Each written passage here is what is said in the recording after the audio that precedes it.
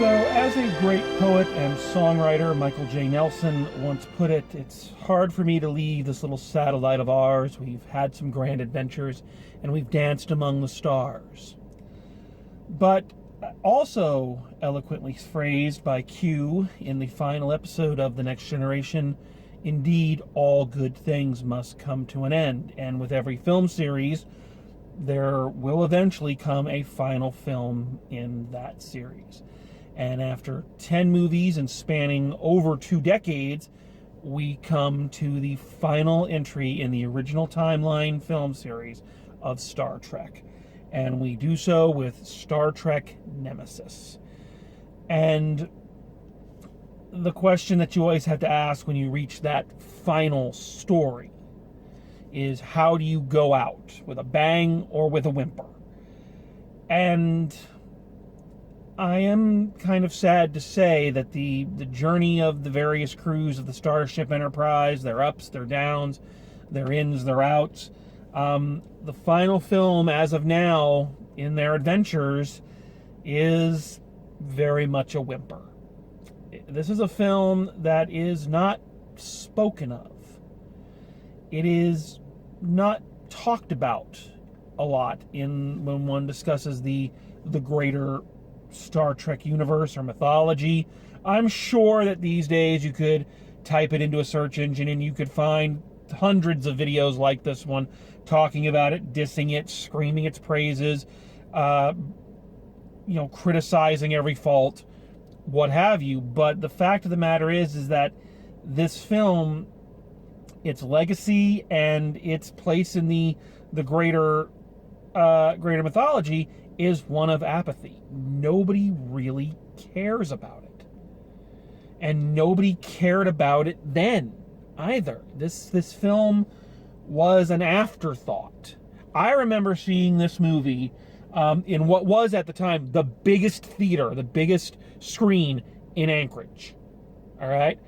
And Matt and I saw it. I believe our tradition was always to see everything the first Sunday of opening weekend. So I'm pretty sure we saw it the opening weekend, and the theater had maybe 10, 20 people in it. And that was, I think, the response generally around the world. This film came out to little fanfare and left with little fanfare. So, what happened? What happened? Yes, Insurrection was not the greatest film in the world, but I don't think it was bad enough. I don't think it was bad at all, first off. And I certainly don't think that even if you came out of it a little disappointed, it was enough to sour you on another Star Trek movie. I mean, hell, Star Trek movies survived Star Trek 3, 1, and 5. And Insurrection was arguably better than some of those, but why then did this film just kind of peter out? Well, let's see if we can figure that out. Let's see what theories we can come up with. So first off, as always, what is the story of this film? Well, it concerns the Romulans, which is an interesting place to start. The Romulans had always kind of been the also-ran of Star Trek villains. The Klingons were always number one, and the Romulans were always a close number two, and even The Next Generation did some fun things with the Romulans. But I don't know, the Romulans were always kind of the secondary villains to all the other great villains that were out there. They always seemed to play second fiddle. So that may be one problem. Anyway, so this story centers around the Romulans, although it doesn't center around the Romulans. It centers around a never-before-mentioned slave race to the Romulans called the Remans. Get it? Because of the two planets, Romulus and Remus. Isn't it wonderful to know that these alien races that spawned and evolved and broke off from another species and found another planet and evolved, that no matter how far away we are, they still have the same basic mythology that we do for their naming purposes. But anyway, so the Remans, a race of demon-looking creatures, very reminiscent of the orcs from Lord of the Rings. So you always have to know who the bad guy is, because it's a Star Trek movie, and with their movies, they want to make sure you know who the fucking villain is at all times. You know, no subtlety be damned here. Anyway, they stage a coup of the Romulan Empire, and one of their own, a gentleman named Shinzon, takes over. The Enterprise and its crew are coming back from the wedding, finally, of Commander Riker, now Captain Riker, and Deanna Troi. They get a message from someplace that there's an android who is a brother to Data, who's not Data's evil brother Lore from the series, but another one, is scattered on this planet. So they go there, find pieces of the android. Then they get another message saying, go to Romulus, the new leader of the government wants to meet you. So they go to Romulus, and it turns out the leader of the Romulan Empire now, but the Shinzon, is a clone of Captain Picard, who naturally, because he's a clone, of course he's evil, raised in a slave culture, so of course he's angry and resentful and, you know, all this. So he does evil stuff, they do good stuff, you know, big battles, moral dilemmas, the echo over the voice. In the end, of course, the day is saved, but Data is killed in the final battle, and that's how we ended. So, let's take a look at some of the problems here. Here's to me the biggest problem. You can probably hear it in the sarcastic way and the very convoluted way in which I tried to piece this storyline together. There is a lot going on here in this film. There are a lot of plot points and a lot of concepts that are being put forth. And I mentioned this way back in the Star Trek 3 review. You're probably sick of hearing it. But there doesn't seem to be a unifying theme connecting them all. Actually, I correct myself. I tell a lie. There is a unifying theme. There really is a unifying theme.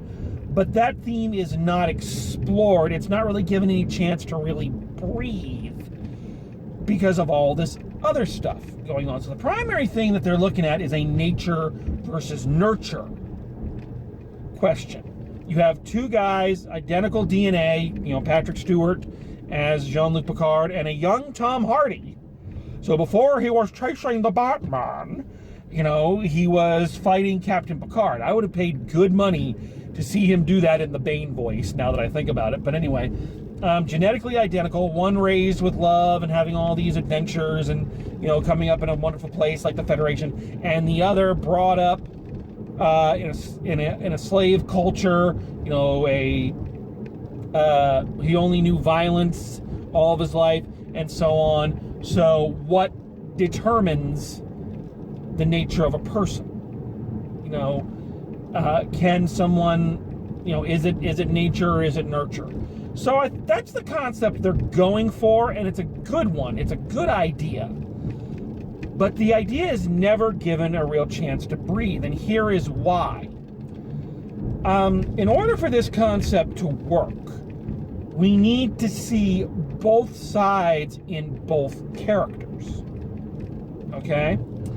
You have it, but the way it's portrayed, it is very much the angel and the devil. You have Jean-Luc Picard, the angel, and Shinzon, the devil. And there is no question about that. We don't really get a moment with Shinzon where he is sympathetic, or that he shows signs that he can be a better person if he chooses to be. We see no evidence of that. We see a little bit. So I tell a lie.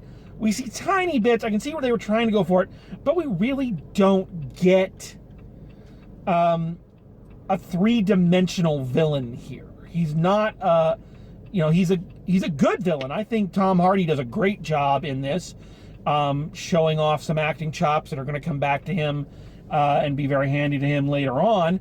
But the character is not three-dimensional.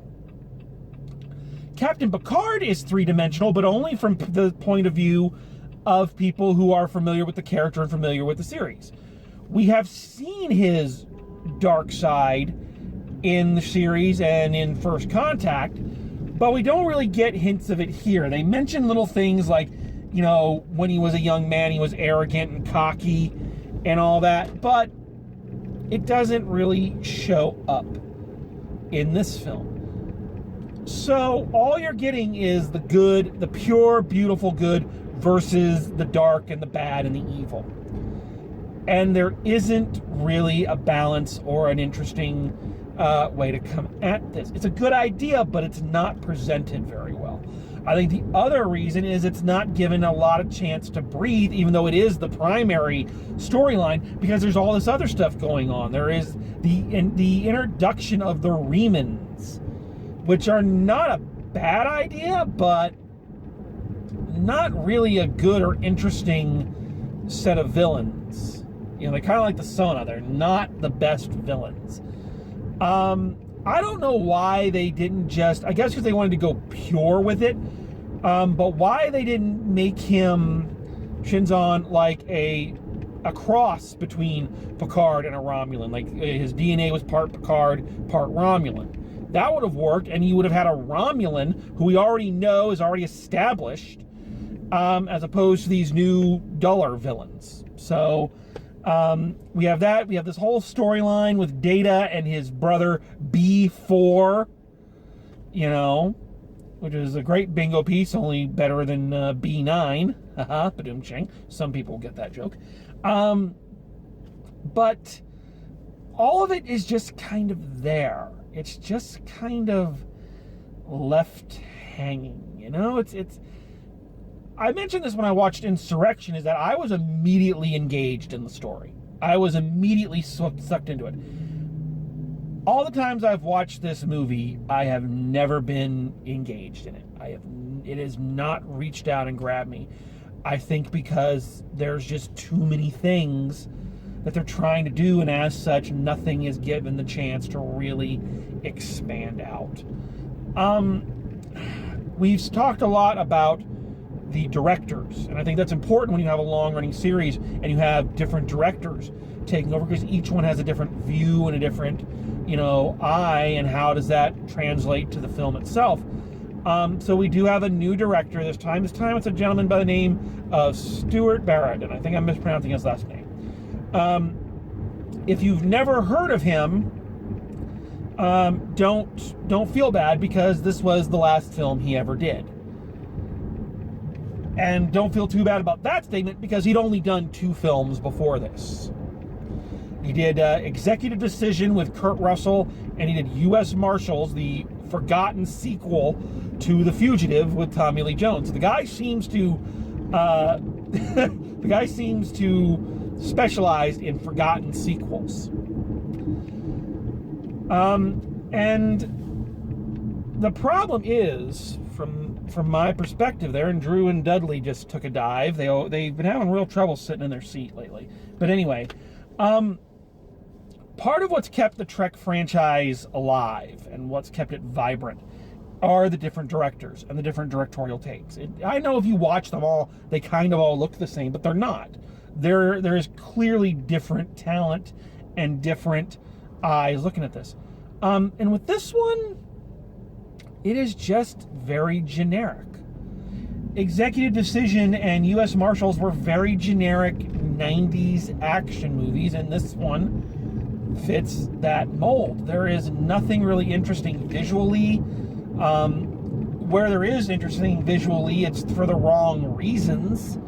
I speak mostly of Shinzon's god-awful rubber suit thing with the weird shoulders, with a full body suit, but with a weird cape thing. It is one of the ugliest costumes I have ever seen in my life. It looks good in silhouette, like when he's in the shadows before he's revealed and all that. Yeah, it's a good look and it looks good on the poster, but it doesn't work visually. It's a ridiculous outfit. I think it was all part. I don't know. I don't know what the production history of this one is, but I get this feeling that somebody really wanted the Enterprise to fight vampires, because it seems like aesthetically that's what the Remans look like. They look like Nosferatu, basically. And, you know, his cape thing, very Dracula, you know, Bram Stoker's Dracula-esque, so I don't know what that was.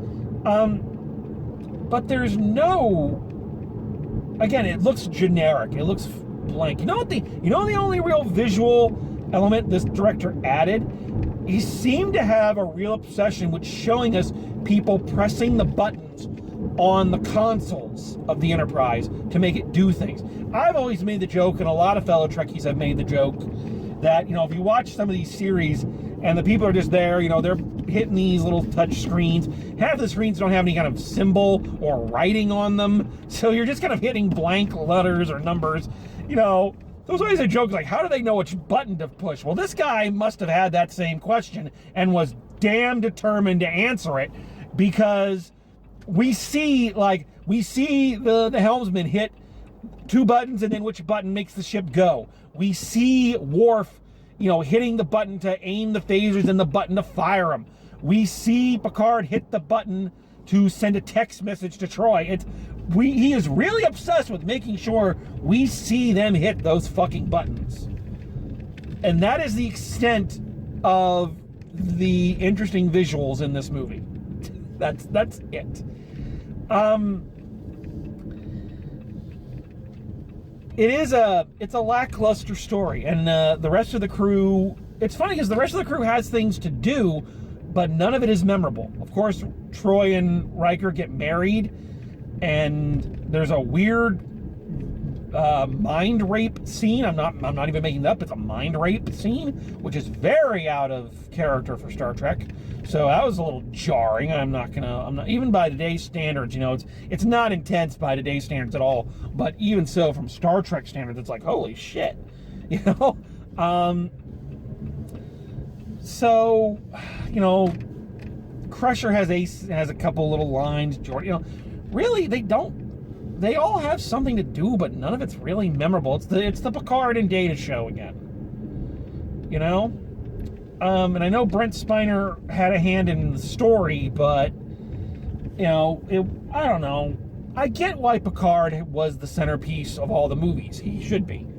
But I don't think it would have killed them to spread the rest of that out a little bit.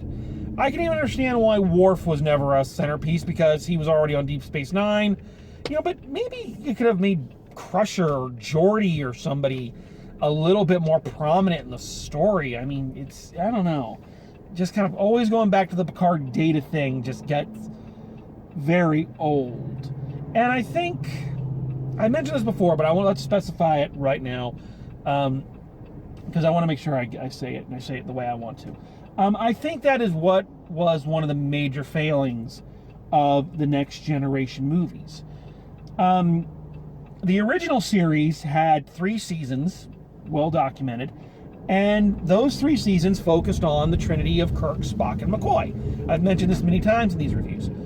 And Uhura, Chekhov, Sulu, Scotty, they were the supporting characters. They were also there. They were there to add flavor and character, but very few stories were ever actually about them. So when the movies kind of went that same path, yeah, it got a little old, but it was not unexpected. That's who the stories had always been about.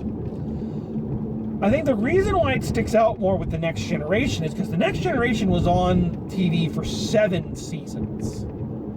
And in that 7 seasons, yes, Picard was the lead, but they delved into all of the other characters. There were Worf episodes, there were Geordi episodes, Crusher episodes, Riker episodes.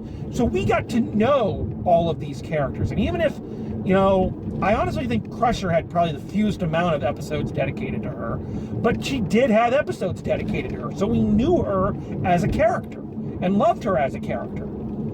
And the movies come along and she's barely in them. Same thing with Geordi. Riker, really, even. Now, granted, the last 2 he was busy directing, but you understand what I'm saying. The fan base was used to not 3, but 7 well-rounded, relatable characters that we wanted to see. And when they just kind of stuck it to these two characters over here and made the rest of them the also-rans, I don't know, it threw the balance off for me. And again, I don't know what the answer is to how they would have fixed that, but I do think it is one of the reasons these movies weren't as well received in the long run. Also, this is just a side thing. I think there was something wrong with Michael Dorn's voice during the filming of this one. It doesn't seem like he had as many lines in this one, and the ones he had sounded hoarse. So I don't know if he'd heard his voice or whatnot, but you could definitely hear it. It was like a strain in his voice. So that's just something I picked up on. Is the movie completely terrible? No, it's not. It's got its fine points. Once again, little nod to the rest of the continuity as Captain Janeway from Voyager does a cameo, so that's great. The final space battle is pretty interesting, especially with things like Picard just deciding he's going to ram the other ship, which was a really well done sequence all the way around. So it had its moments, but on the whole, this film just was kind of there. And I think one of the things we set out to answer when we started this review is, why was that? Aside from kind of the story, it feels to me, and I have no evidence to back this up, this is just a gut feeling that I have about this movie. It feels to me like Paramount and the studio was just kind of done. And there are a lot of reasons for that, but it just felt like they kind of had to put one more out there, and they were just kind of going through the motions. I think that's why, again, I'm not saying anything against him. Maybe he had a bright future ahead of him or just decided not to, but whatever. I think that's why they gave it to a fairly generic director as opposed to letting Jonathan Frakes take the reins again, or give it to one of the other actors or some new director or something like that. I remember there was very little fanfare regarding this movie when it came out. There was very little in the way of advertising. And the advertising that was there was not kind of, yay, let's go, we get to be with the friends again. It was just kind of like, and here's another Star Trek. It just felt like all around that the studio was just kind of done. And just kind of wanted to get it over with. And the only evidence I have of this is the tagline for the poster. And the tagline is, "A generation's final journey begins." That's not a bad tagline. And this film does have a lot of things that do signal kind of an ending for the next generation. Riker and Troy are married. They're going off on, their own ship. Data dies and all that. But none of those are things that couldn't be worked around in another sequel. They introduced B4, the other androids, just so if they decided to do another movie, they could have Brent Spiner back and either make him the new Data or just have him play a new character. But they decided that no, this was it. And here's the funny thing. Several of the actors, I think Jonathan Frakes was one of them, said, we had no idea that was what they were planning until we saw the poster. And said a generation's final journey begins. They're like, what? And I think you have to look at what was going on at that time. If you weren't there, I don't think it can be overstated just what a juggernaut Star Trek was in the late 80s and early 90s. It's like you can't understand how influential that the Next Generation was, and then its subsequent shows were. Star Trek ruled science fiction in the 90s. But by the time this film came along, so this film came out in 2002, I believe. So by this point, Next Gen had been off the air for quite a number of years. Both Deep Space Nine and Voyager had completed their runs. DS9, I will always say, is the very best Trek of all time, but the simple fact is, Ratings-wise, it was not a huge success. Voyager was like critically panned, not all the time undeservingly so, but I think it's sometimes undeservingly so, almost from the moment it came out. So the bloom was kind of off the Star Trek rose. They had a new series, Enterprise, which I don't recall. I think it had premiered by this point, because I think they were getting ready to premiere when Voyager was going off. But it was not garnering the ratings and the fan appreciation that they were hoping. So Star Trek seemed to be stagnant and stale. And it couldn't, no matter what they tried to do, they couldn't quite seem to recapture that 1-2 punch of the Next Generation and Deep Space Nine. And so I think that the studio just kind of decided, we're going to put this out, and that's going to be the end of it for a while. The fact that it says a generation's final journey is apt, because it's not just the last film for the Next Generation, it's the last chapter of that era of Trek. You know? And I don't think a lot of people really cared. Not so much that it was the last chapter, but, you know, all the shows that had decent season finales or series finales, people were satisfied with the stories that were told, and they were ready to move on to the next thing. And so this little film kind of comes out, sputters, and just kind of flickers out. Sad but true. And that was the last film to date of the original Star Trek cinematic universe. So, what does it all mean, and where do we go from here? Well, those are some big questions, and I have some thoughts on that.